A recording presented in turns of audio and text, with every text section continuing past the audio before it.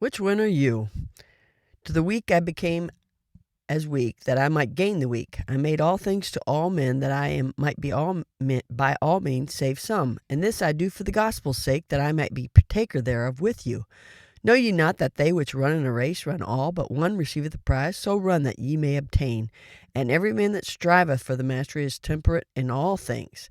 Now they do it to obtain a corruptible crown, but we an incorruptible.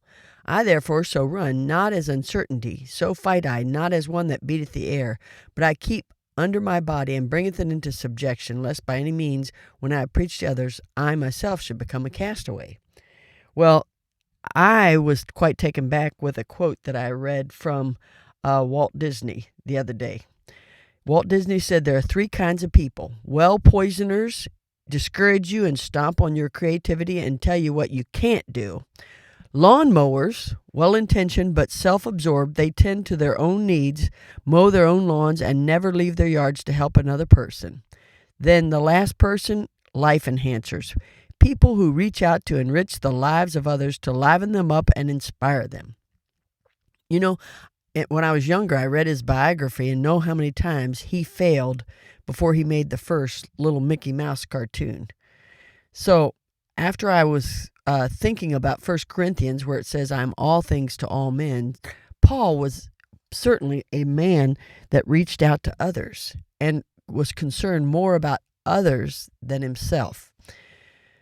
So when I read this, I realized that I have someone in my life whom I discourage. Okay, now, listen to that. I have someone that I discourage. Sometimes that person will scare me with their ideas or something they say. I think, do they really believe that? Are they going to act on that? And then then I get, and then I say something that will put them down or discourage them. And I'm thinking, you know what? I've become a well poisoner.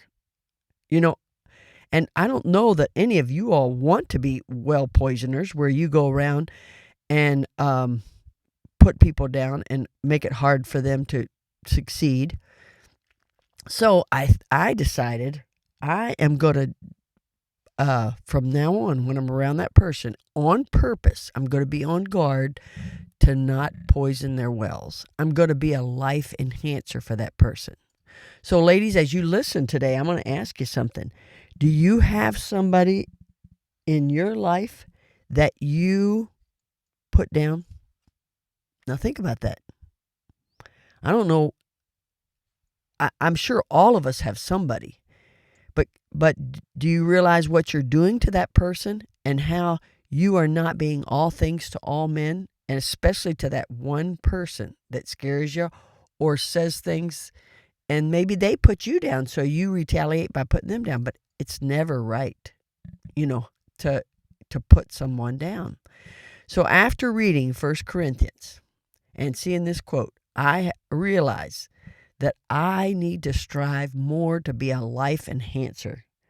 And I'm asking you, my listeners, I'm challenging you today, think about that one person that you have a tendency to put down.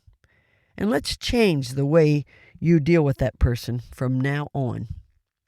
You know what? You'll fulfill the Word of God more. And I know most of you are not lawnmowers that listen to this, because I know most of you do for others. You live your life for other people. So I didn't worry about the lawnmowers anymore.